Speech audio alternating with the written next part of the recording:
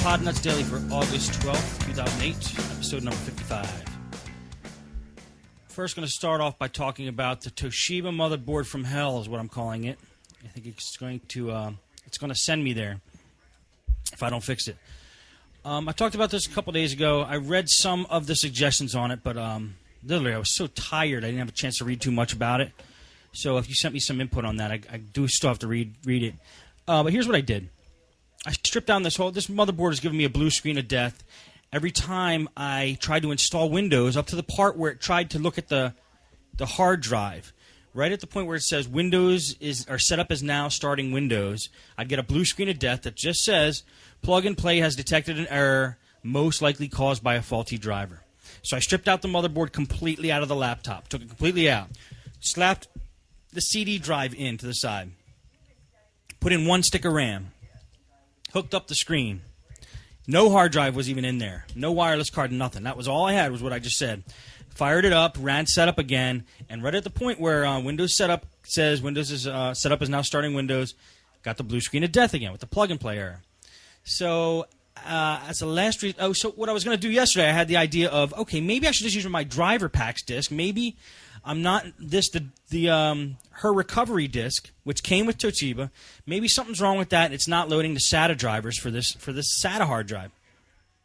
So I said I'm going to use my driver's packs disk and see if that it finds the drivers for the SATA port, the SATA controller.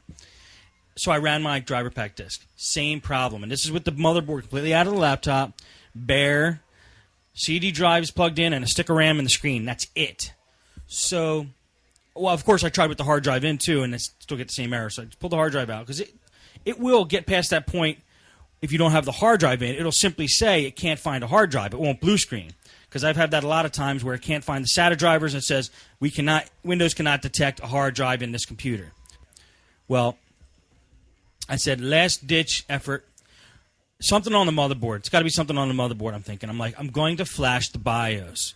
So I go to Toshiba's website. There is an updated BIOS. And Toshiba has this great utility where you could burn the BIOS installation utility to a CD. You don't have to use a stupid floppy anymore. CD. And I burned it to a CD. I put the CD in. Booted up the system. Ran the flash BIOS program from the CD. Everything was okay. Passed all the tests perfectly. Flashed. Pulled that CD out. Put my Windows driver packs disk back in.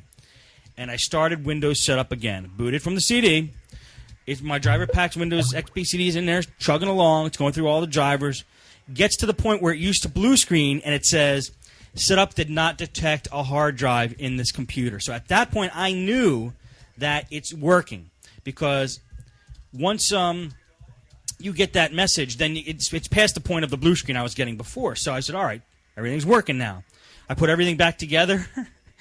Put all the screws back in and restarted the computer, tried to load Windows from her factory disk, blue screened at the same place with the plug and play error. So I said, all right, maybe it's just her Windows Restore factory disk. I'm going to use my driver pack disk again, which was the one that worked in the past. So I put my driver pack disk in, started it, booted from loaded all the Windows drivers, Windows set up, and then blue screened again, plug and play error, same spot. So I don't know what the heck's wrong with the stupid thing. I might have to buy another motherboard. Unless I just take it outside and run over it with my car, I might go back to the shop tonight and just try to solve this mystery because it's just killing me. It's eating me up. It's physically making me sick. That was that today. Which leads me to the point of getting sick. Here's the thing. Today I got to the point where I started getting a little lightheaded, and I actually left work a little early because we are getting so much business. We're getting so swamped in the shop. I'm stuck working on that one laptop, doing little things here and there, but mainly just trying to fix that laptop that won't fix, spending so much time on it. In the meantime, people are walking in the door, dropping off their computers. We're saying, okay, we can only, we have to take a couple days and do this, and it's just building up, and I got stressed out. Here's the thing, guys. You got to do the best. If you're in the business here and you're trying to make a living doing this, you got to do the best you can. And at a certain point, you got to draw the line and say, okay, call the customer and say, look, you need a new motherboard.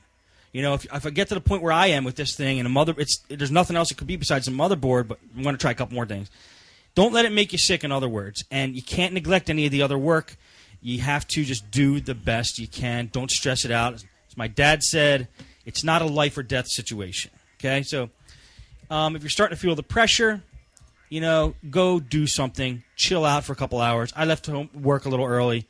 Just came home, relaxed, felt much better.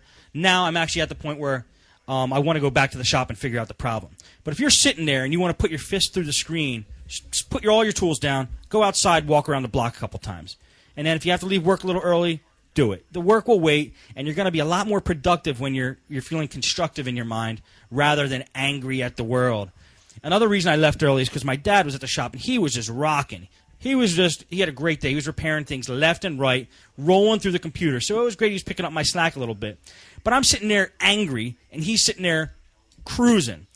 I didn't want my anger to come to travel over to him, and I didn't want to be so angry. I took anything out on him and brought him and made him angry too. So I just kind of left the situation, left the environment, just to go somewhere else for a while. Don't let it make you sick. It's not worth it. Okay. Got a message from Luke Roy he sent yesterday. I want to play it. It's about the leaf blower, of course. I'm going to play it anyway. Here we go. Steve, it's Luke Roy calling. For the love of Mike, don't buy a leaf blower. Do you understand how heavy leaf blowers are, especially the battery-operated ones? I know you're worried about the bulk of the air compressor, but the 1 gallon size like Fishy was talking about, seriously, 5 pounds or less. 5 pounds or less.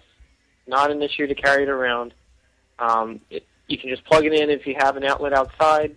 Steve, just get an air compressor, please. Bye. Everybody wants me to get an air compressor. Okay, here's the deal. Since the leaf blower is such a hot topic here, I'm probably not going to buy it now. I know what I said before, but I went to buy the one I wanted to get, which was the battery-powered one. It's a Ryobi at Home Depot. And yeah, it's $30, but the battery pack is another $30, and the charger's like $35. So forget it. Anyway, Craig Bush sent me an email with some alternatives that look pretty promising. First, I want to address what Luke Roy said about the compressor, small compressor, and he said 5 pounds, right? 5 pounds. It weighs only 5 pounds. Well, or he actually said 5 pounds or less. Luke Roy, I want you to send me that one because what I'm looking at, I'll show you guys. Hang on a sec. Hang on 1 second here. Too many programs running at once. Okay. Where is it? There's the one he's talking about. Yeah, it's a reconditioned. Well, this one is reconditioned 1